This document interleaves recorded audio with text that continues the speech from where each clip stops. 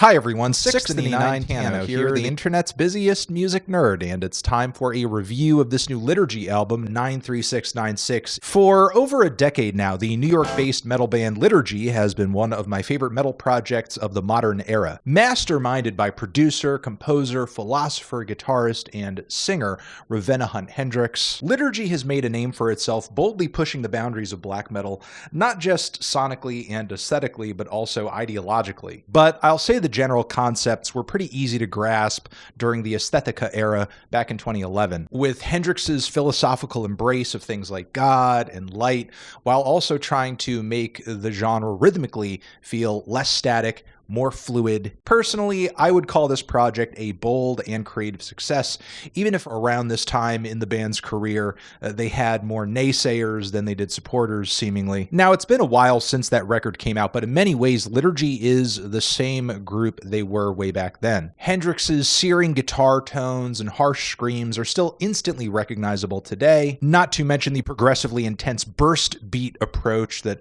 sets Liturgy apart from pretty much anything going on in the underground past and present, as it contributes to the transcendental effect of being lifted up into a heavenly rapture. Now, these themes have remained pretty key to Liturgy's sound for a long time now, but Hendrix has built upon them pretty radically in both a musical and conceptual sense. First off, Liturgy doesn't just exist to be in opposition to something else, just as Hendrix's pamphlet manifestos have grown into a full-blown YouTube lecture series. But Liturgy's music has now expanded to include more classical orchestration, experimental glitches, avant-garde and progressive song structures, and the concepts have gotten so high the last record, Origin of the Alimonies, attempted to put an operatic narrative on some of the inner workings of Hendrix's theological worldview. So we're at a point now where Liturgy just kind of exists in a universe that is of its own making, and is working off a growing series of self-references that raise the stakes higher with each album. Because regardless of how many charts and dissertations and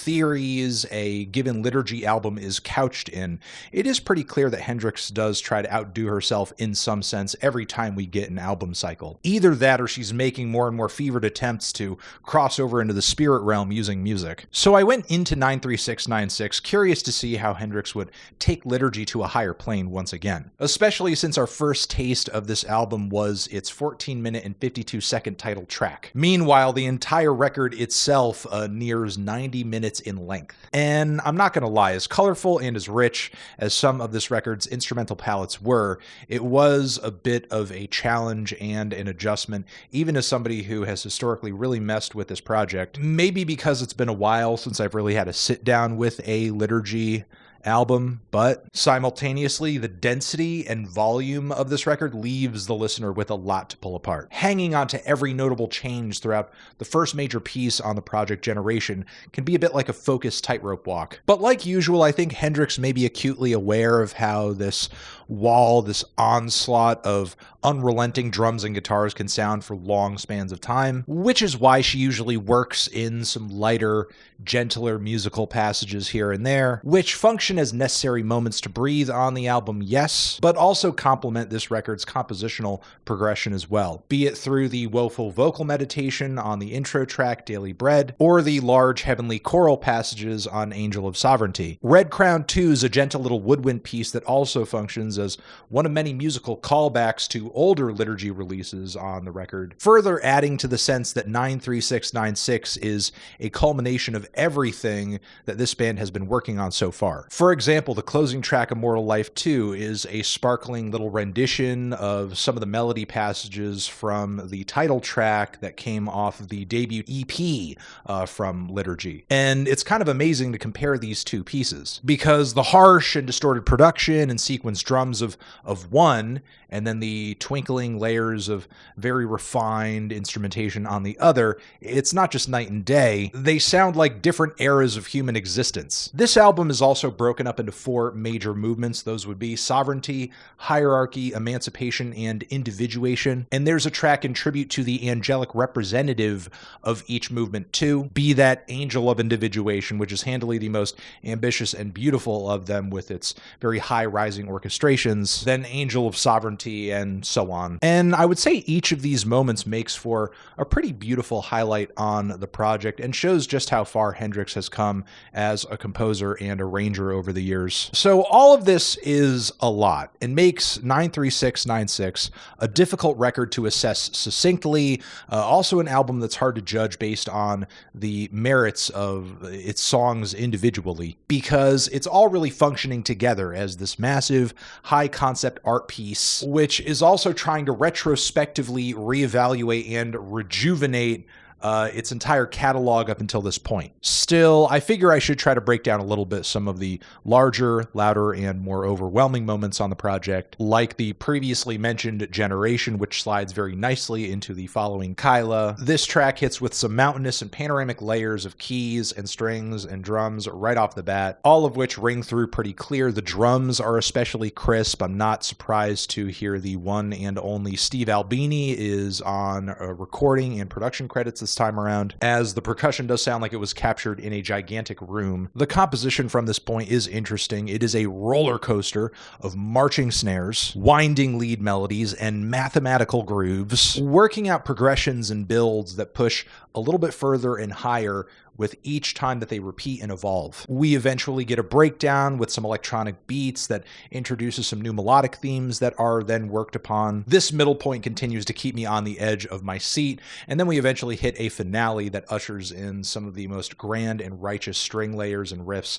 on the entire LP. There's quite a bit of drama to it too, between the chord changes and the chorus vocals in the background. I feel like I'm witnessing a powerful revelation of some sort, so it makes quite a bit of sense that the lyrics on the song speak to some kind of spiritual transcendence. The following CAELA makes its mark on the LP with some gorgeous passages of proggy piano leads, singing woodwinds as well that soar above these crushing riffs. The glitchy breakdowns in the final moments of the song make for a killer finish too. Then there's the next major piece on the project, HAELEGEN 2, which hits with some exhilarating crescendos and burst beat passages in the first leg, and eventually introduces this very intense passage of rumbling progressive metal topped with what sounds like a robotic prayer or chanting going on. It's very mesmerizing. These separate sections that define the first portion of the song eventually kind of come together in a way in an even grander series of melodic ascents and builds that have me wondering, how high can this go up? How far can this go? And it's Hendrix's compositional foresight that allows for, I guess, the illusion that it really could go on forever, because she really is able to, at least on some of these songs, create this sensation of infinity, which depending on how impatient and attentive of a listener you are, could be a good or bad thing. I think the following, Before I Knew the Truth, serves much the same purpose that CAELA did in this portion of the album. It's kind of like a very visceral and ornate chaser after such a huge multi-phased prog metal experience. There's a lot of keys and thunderous double kicks and beautiful vocal harmonies. I am a little split on some of the vocal passages here though, because they're delivered with this kind of timbre, which I'm not as into as some of the more full-throated singing throughout this record, which you can hear an example of at the start of the song Ananon, the rest of which has its moments with some really pounding riff passages, which are good, but maybe not as exhilarating as the album's gigantic title track, which is long, but I think works as a perfect distillation of Liturgy's current sound. You have those thick layers of tremolo guitars, the muscular drumming, the headbanging riffs riding very angular and pronounced grooves, the shrill screams and the ringing metallic tones and keys, skipping glitches too, and multiple phases on this track, some of which are introduced by these really cool bass breakdowns. The last 3 minutes of the track too feels like a bold improvement on the metal orchestra fusions that we heard throughout the track Hack in 2019. It's an incredible moment on the LP that will undoubtedly take anybody listening to it a while to process, but believe me when I say it's worth every second of its 14-minute runtime. But that is not all, because before this record is done,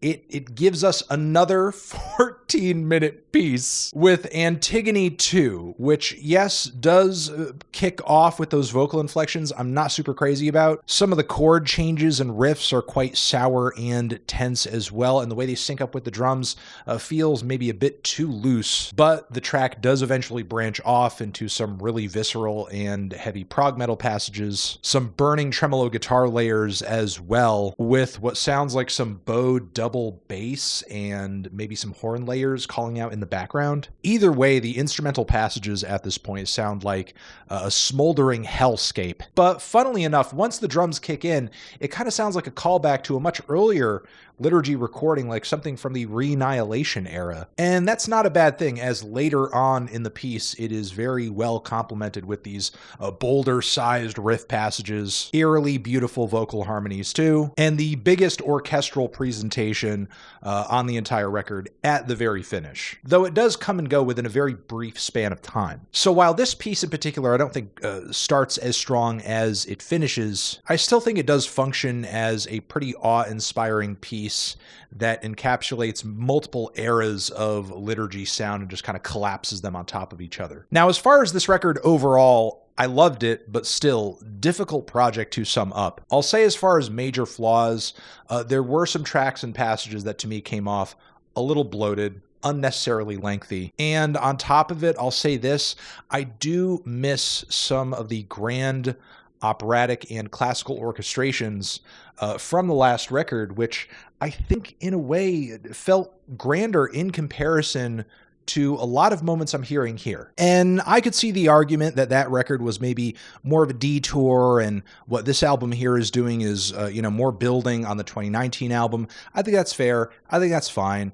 But you know what? I still think those classical and operatic elements were great. They're a part of the Liturgy canon. It would have been amazing to hear them come back in a bigger and more pronounced way this time around. That being said, though, what is here is huge and is massive on its own. The intensity, the variety, the builds, the crescendos, the everything across the entirety of this project is incredibly impressive. Just a really great, as I said earlier, culmination of everything that has made Liturgy the very special and unique rock and experimental music endeavor that it is. The ambition and creative aesthetics that Hendrix brings to the table through Liturgy continue to be something to behold. And interestingly, I think a record like this really kind of opens up the floodgates for potentially a new sound, a new direction, a new era, because the past 10 plus years of Liturgy just feels so well summed up here, really in such a way where it's difficult to imagine how they could be further expanded upon. But yes, as I said earlier,